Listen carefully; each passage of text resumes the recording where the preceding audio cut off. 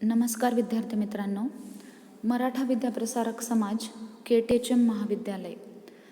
विद्यार्थी मित्रांनो, मी डॉक्टर मीनाक्षी निमसे, अर्थशास्त्र विभाग. विद्यार्थी मित्रांनो, आपण आपल्या आर्थिक विकास आणि नियोजन हा जो विषय आहे त्या विषयामध्ये आपण वृद्धी आणि विकास नेमक्या काय संकल्पना आहेत हे आजच्या लेक्चरमध्ये बघणार आहोत. विद्यार्थी मित्रांनो, आज जर आपण बघितलं तर जगाची विभागणी जी आहे ती 3 गटांमध्ये आपल्याला झालेली दिसून येते. जसं विकसित देश आहे, विकसनशील देश आहे आणि अविकसित देश आहे. विद्यार्थी मित्रांनो, आज जर आपण बघितलं तर विकसित देश आणि विकसनशील देश या दोनही देशांमध्ये आर्थिक विकास हा जो घटक आहे तो सर्वच राष्ट्रांच्या आर्थिक धोरणाचा प्रमुख भाग जो आहे तो बनताना आपल्याला दिसतो आहे. आणि विद्यार्थी मित्रांनो, पुढे जाऊन आपण बघितलं तर सर्वसाधारणपणे आर्थिक विकास आणि आर्थिक वृद्धी या दोनही संज्ञा किंवा संकल्पना ज्या आहे त्या एकाच अर्थाने वापरल्या जातात. परंतु विद्यार्थी मित्रांनो, या दोनही संकल्पनांमध्ये मूलभूत असा फरक आहे. मग विद्यार्थी मित्रांनो, सामान्यतः आपण जर बघितलं तर आर्थिक विकास हा शब्दप्रयोग जो आहे तो अल्पविकसित देशांकरता करण्यात येतो, तर आर्थिक वृद्धी हा जो शब्दप्रयोग आहे तो विकसित देशांसाठी उपयोगात आणण्यात येतो. विद्यार्थी मित्रांनो, अर्थशास्त्रज्ञ मायर व बाल्डविन हे आर्थिक विकासाची व्याख्या करताना म्हणतात, ज्या एका दीर्घकालीन प्रक्रियेने अर्थव्यवस्थेचे वास्तव राष्ट्रीय उत्पन्न वाढत जाते त्या प्रक्रियेस आर्थिक विकास असं म्हणतात. तर मॅडिसन हे जे अर्थशास्त्रज्ञ आहेत हे आर्थिक वृद्धी संदर्भात व्याख्या करताना काय म्हणतात की आर्थिक वृद्धी किंवा वाढ म्हणजे श्रीमंत राष्ट्रांच्या उत्पन्नातील वाढीची पातळी म्हणजे आर्थिक वृद्धी किंवा वाढ होय. विद्यार्थी मित्रांनो, ह्या दोनही व्याख्यांवरतून आपल्याला आर्थिक विकास आणि आर्थिक वृद्धी या दोनही संकल्पनांमधला फरक जो आहे तो दिसून येतो. मग विद्यार्थी मित्रांनो, आर्थिक विकास जो आहे तो एखाद्या अर्थव्यवस्थेच्या विकास प्रक्रियेशी संबंधित असतो, तर आर्थिक वृद्धी हा जो शब्द आहे तो एखाद्या अर्थव्यवस्थेच्या विकसित अवस्थेशी जो आहे तो संबंधित असतो. विद्यार्थी मित्रांनो, आर्थिक वृद्धी आणि आर्थिक विकास या दोनही संकल्पनांमध्ये निश्चित स्वरूपाचा असा फरक आहे आणि हा फरक जो आहे तो आपण उत्पादन शक्यता वक्राच्या सहाय्याने अभ्यासूयात. विद्यार्थी मित्रांनो, तुम्हाला इथे जी आकृती दिसत आहेत ती आकृती जी आहे ती उत्पादन शक्यता वक्राची आहेत. आकृतीमध्ये अक्षावरती क्ष वस्तूचं उत्पादन दर्शविलेलं आहे, तर अय अक्षावरती य वस्तूचं उत्पादन दर्शविलेलं आहे. मग विद्यार्थी मित्रांनो, एखाद्या अर्थव्यवस्थेमध्ये जे प्रचलित उत्पादन तंत्र आहे किंवा त्या अर्थव्यवस्थेकडे जी उपलब्ध साधन सामग्री आहे तिचा पूर्णपणे वापर केला जातो आहे असं गृहीत धरून एखादी अर्थव्यवस्था क्ष आणि य वस्तूंचं जास्तीत जास्त किती उत्पादन करू शकेल हे दर्शविणारे 2 वक्र इथे आपण दाखवलेले आहे, B1 आणि K1. त्यालाच म्हटलेलं आहे उत्पादन शक्यता वक्र. मग विद्यार्थी मित्रांनो, एखादी अर्थव्यवस्था जर B1 ह्या बिंदूवर जर क्ष आणि य वस्तूंचं उत्पादन करत असेल तर आपण असं सांगू शकतो की ती अर्थव्यवस्था जी आहे ती आपल्याजवळील साधनसामग्रीचा पुरेपूर वापर करत आहे. आणि तीच अर्थव्यवस्था जर A1 बिंदूवरती जर वस्तू व सेवांचं उत्पादन करत असेल तर आपण सांगू शकतो की ती अर्थव्यवस्था जी आहे ती त्या अर्थव्यवस्थेमध्ये उपलब्ध असलेल्या साधन सामग्रीचा पुरेपूर वापर करत नाही, म्हणजेच त्यांच्या क्षमतेपेक्षा कमी उत्पादन करते आहे. मग विद्यार्थी मित्रांनो, एखाद्या अर्थव्यवस्थेचा प्रवास जो आहे तो अ बिंदूतून ब बिंदूपर्यंत होत असेल तर ती अर्थव्यवस्था विकसित होते आहे किंवा विकास होतो आहे असं आपण म्हणू शकतो. किंवा एखादी अर्थव्यवस्था B1 बिंदूपासून K1 बिंदूपर्यंत जर जात असेल तर आपण सांगू शकतो की त्या अर्थव्यवस्थेमध्ये वृद्धी होते आहे. मग विद्यार्थी मित्रांनो, आर्थिक वृद्धी आणि आर्थिक विकासामधला जो फरक आहे तो ह्या वक्राच्या सहाय्याने आपल्याला इथे स्पष्ट होताना दिसतो. आपण आर्थिक वृद्धी आणि आर्थिक विकास याच्यामधला जो मूलभूत फरक आहे किंवा ह्या 2 संकल्पनांमधला जो मूलभूत फरक आहे विद्यार्थी मित्रांनो तो आपण उत्पादन शक्यता वक्राच्या सहाय्याने बघितलेला आहे. परंतु विद्यार्थी मित्रांनो, ह्या 2 संकल्पनांमधला जो फरक आहे तो आपण इतर मुद्दे जे आहेत तेही विचारात घेऊन बघणार आहोत. तर प्राध्यापक बोने जे आहे ते आर्थिक वृद्धी आणि विकासाच्या संदर्भात काय म्हणतात की आर्थिक वृद्धी ही जी आहे ती आपोआप घडून येणारी प्रक्रिया आहे आणि आर्थिक विकास जो आहे त्याच्यासाठी दिग्दर्शन व नियंत्रणाची विद्यार्थी मित्रांनो गरज असते. तर प्राध्यापक शुम्पीटर काय म्हणतात की स्थिर अर्थव्यवस्थेत खंडित व स्वेच्छेने अचानक झालेले बदल म्हणजे विकास होय. तर वृद्धीची प्रक्रिया जी आहे ती क्रमशः व दीर्घकालीन असते. तर पुढे जाऊन जॉन फ्रीडमन काय म्हणतात की अर्थव्यवस्थेच्या मूळ रचनेत बदल न होता एक किंवा अनेक क्षेत्रात झालेला विस्तार म्हणजे वृद्धी. तर नाविन्यपूर्ण बदलांमुळे अर्थव्यवस्थेत मूलभूत स्वरूपाचा बदल घडून येतो, ती विकासाची प्रक्रिया असते. तर बावेरी हे जे प्राध्यापक आहेत ते काय म्हणतात की आर्थिक वृद्धीत देशाच्या उत्पन्नातील वाढ ही लोकसंख्या वाढीपेक्षा जास्त असते. तर उलट स्थिती जी आहे ती विद्यार्थी मित्रांनो विकासाच्या प्रक्रियेत दिसून येते. विद्यार्थी मित्रांनो, आता आपण आर्थिक विकास ही जी संकल्पना आहे ती थोडीशी सविस्तर बघूया. मग विद्यार्थी मित्रांनो, आर्थिक विकास हे कोणत्याही देशातील सरकारचं महत्त्वाचं उद्दिष्ट असतं आणि ते उद्दिष्ट किंवा ती जबाबदारी पार पाडल्याखेरीज कोणतंही सरकार आपल्या स्थैर्याचा विचार करू शकत नाही. मग विद्यार्थी मित्रांनो, असं असलं तरी आर्थिक विकासाचा नेमका अर्थ सांगता येणं खरोखरच अवघड आहे. पण तरी विद्यार्थी मित्रांनो, विकासाच्या बाबतीत आपण सांगू शकतो की ती सर्वसमावेशक आणि व्याप्त स्वरूपाची संकल्पना आहे.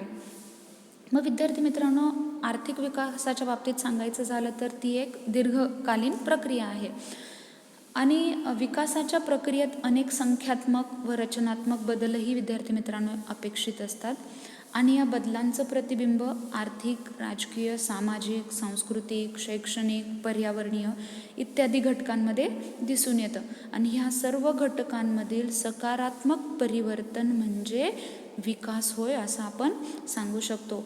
म्हणजेच काय विद्यार्थी मित्रांनो की या विकासाचा केंद्रबिंदू जो आहे तो मानव हाच आहे. मग आर्थिक विकासाच्या बाबतीत अगदी सोप्या भाषेत आपण सांगू शकतो की संख्यात्मक वाढ असेल, गुणात्मक सुधारणा असेल किंवा रचनात्मक बदल असेल तर आर्थिक विकास होय असं आपण म्हणू शकतो.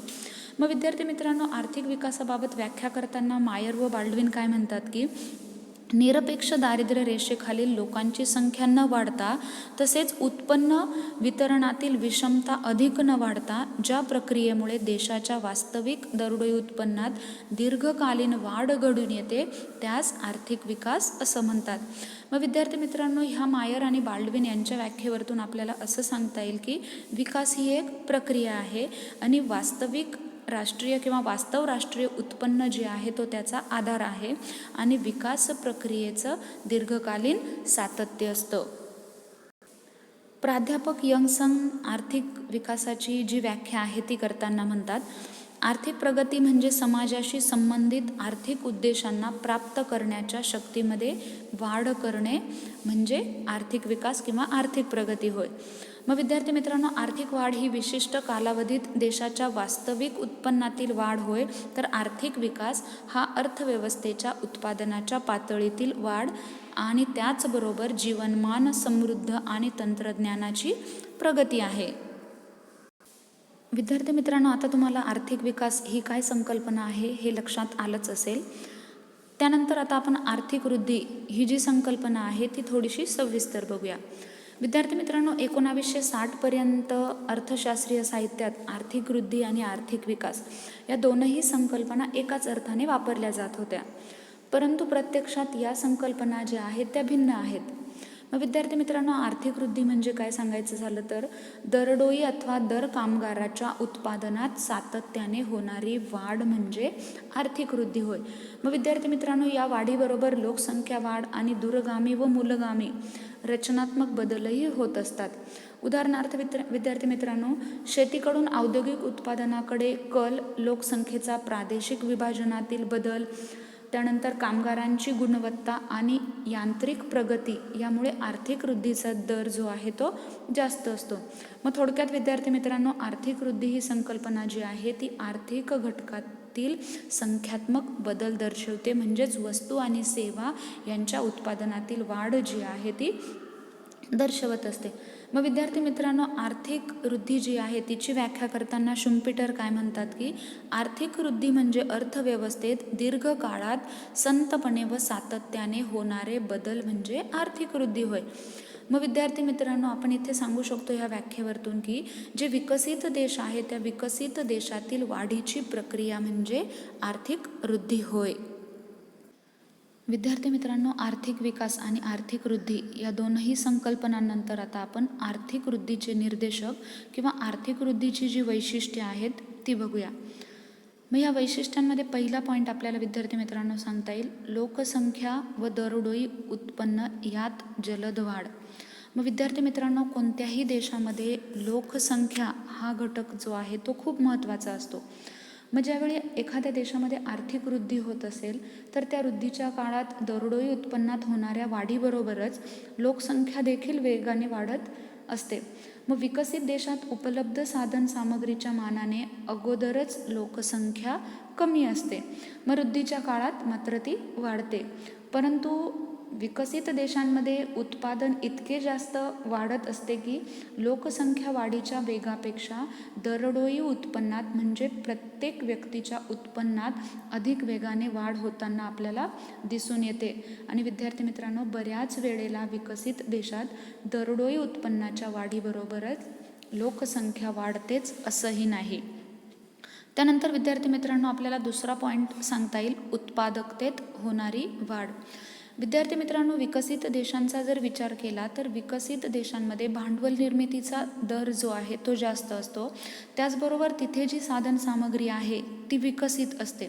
त्यामुळे त्या विकसित साधन सामग्रीचा जास्तीत जास्त किंवा पर्याप्त वापर जो आहे तो वस्तू आणि सेवांच्या निर्मितीसाठी होतो किंवा उत्पादनामध्ये होत असतो. त्यामुळे साहजिकच विकसित देशांमध्ये ज्या उत्पादकता आहे त्या उत्पादकतेत वाढ जी आहे ती होताना आपल्याला दिसून येते. त्यानंतर विद्यार्थी मित्रांनो, आपल्याला सांगता येईल आर्थिक वृद्धीचं वैशिष्ट्य, संरचनात्मक रूपांतरणाचा उच्च दर म्हणजेच रचनात्मक परिवर्तन जे आहे ते आपल्याला होताना दिसतं. म्हणजेच काय विद्यार्थी मित्रांनो की आर्थिक वृद्धीच्या काळामध्ये अर्थव्यवस्था ज्या वेगवेगळ्या क्षेत्रांमध्ये विभागलेली असते, मग वृद्धीच्या काळात प्राथमिक क्षेत्राचं महत्त्व जे आहे ते थोडंसं कमी होत जाऊन द्वितीय आणि तृतीय म्हणजे औद्योगिक आणि सेवा क्षेत्राचं महत्त्व वाढत जातं. किंवा पुढे जाऊन असंही सांगू शकतो की राष्ट्रीय उत्पन्नामध्ये जो शेती क्षेत्र आहे किंवा प्राथमिक क्षेत्र आहे त्याचं जे प्रमाण आहे ते थोडंसं कमी होताना दिसतं. तर औद्योगिक क्षेत्र आणि सेवा क्षेत्राचा वाटा मात्र मोठ्या प्रमाणावर आपल्याला वाढताना दिसून येतो. मग असा हा रचनात्मक स्वरूपाचा बदल जो आहे तो आर्थिक वृद्धीचा निर्देशक किंवा आर्थिक वृद्धीचं वैशिष्ट्य विद्यार्थी मित्रांनो मानलं जातं. त्यानंतर आर्थिक वृद्धीचं वैशिष्ट्य सांगताना आपण पुढचा पॉईंट सांगू शकतो की शहरीकरण. विद्यार्थी मित्रांनो, शहरीकरण म्हणजेच काय की नागरीकरण. मग विद्यार्थी मित्रांनो, आर्थिक वृद्धी किंवा परिवर्तन, रचनात्मक परिवर्तनाचा जो परिणाम आहे तो परिणाम म्हणून औद्योगिकरण जे आहे ते वेगाने वाढत जातं. मग एकदा का औद्योगिकरण एखाद्या विकसित देशांमध्ये झालं तर रोजगारासाठी ग्रामीण भागातून लोकसंख्या जी आहे ती शहरी भागात मोठ्या प्रमाणावर स्थलांतरित होताना दिसते. मग सरकारच्या विकेंद्रित औद्योगिकरण धोरणाचा परिणाम म्हणून शहरांची संख्या विद्यार्थी मित्रांनो आपल्याला वाढताना दिसते. आणि शहरांची संख्या वाढली की लोकांच्या राहणीमान असेल किंवा लोकांची मनोवृत्ती असेल किंवा लोकांची विचार करण्याची जी प्रवृत्ती आहे त्या सगळ्यांमध्येही परिणाम होताना दिसतो. आणि ह्या सगळ्यांचा परिणाम म्हणजे त्या देशाचा अजून विकास जो आहे तो होताना दिसतो. त्यानंतर विद्यार्थी मित्रांनो, आपल्याला पुढचा पॉईंट सांगता येईल, विकसित देशांचा वरच्या दिशेने विस्तार. म्हणजेच काय विद्यार्थी मित्रांनो की विकसित देशांमध्येही जी वृद्धी आपण होताना बघतो आहे ती असमान प्रमाणात जी आहे ती होते. मग काही देशात आर्थिक वृद्धी लवकर घडून आली तर काही देशांमध्ये ती थोडीशी उशिरा घडून आली. मग सुरुवातीला जर विचार केला तर इंग्लंडमध्ये जी औद्योगिक क्रांती झालेली आहे आणि नंतर पुढे ती युरोपीय देशांमध्ये पसरलेली आपल्याला दिसते. मग वाहतूक आणि दळणवळण यामध्ये किंवा यातील तंत्रज्ञानाविषयक क्रांतीमुळे विकसित देशांचा वरच्या दिशेने विस्तार जो आहे तो घडून आलेला आपल्याला दिसतो. त्यानंतरचा विद्यार्थी मित्रांनो आपल्याला पॉईंट सांगता येईल, श्रमिक, वस्तू व भांडवल यांचे आंतरराष्ट्रीय प्रभाव. मग विद्यार्थी मित्रांनो, आपण आंतरराष्ट्रीय पातळीचा जर विचार केला तर मानव असेल, वस्तू असेल किंवा भांडवल असेल यांच्या प्रवाहात देखील वाढ होताना आपल्याला दिसून येते. याच्यात अजून सांगायचं झालं विद्यार्थी मित्रांनो तर आपण सांगू शकतो की वाहतुकीच्या साधनातील प्रगतीमुळे आंतरराष्ट्रीय जे स्थलांतर आहेत त्याच्यात सुद्धा वाढ झालेली आपल्याला दिसून येते आणि त्याचमुळे जागतिक व्यापारात वाढ झालेली दिसते, म्हणजेच आयात आणि निर्यातींमध्ये वाढ झालेली आपल्याला दिसून येते. मग परकीय व्यापाराच्या वाढीस वस्तूच्या वाहतुकीतील क्रांती असेल, व्यापारावरील जे निर्बंध होते अगोदर ते थोडेसे शिथिल जे आहेत ते करणं यासारखे घटक जे आहे ते जबाबदार होते आणि त्यामुळे परकीय भांडवल गुंतवणुकीच्या आंतरराष्ट्रीय प्रवाहातही वाढ झालेली दिसून येते. असे हे विद्यार्थी मित्रांनो 6 घटक जे आहे ते आर्थिक वृद्धीचे निर्देशक किंवा आर्थिक वृद्धीचे वैशिष्ट्ये आपल्याला सांगता येतील. विद्यार्थी मित्रांनो, तुम्हाला इथे सरावासाठी एक प्रश्न दिलेला आहे. तो प्रश्न आहे, आर्थिक विकास व वृद्धी म्हणजे काय ते थोडक्यात सांगा. ह्या प्रश्नाचा तुम्हाला विद्यार्थी मित्रांनो सराव करायचा आहे. धन्यवाद.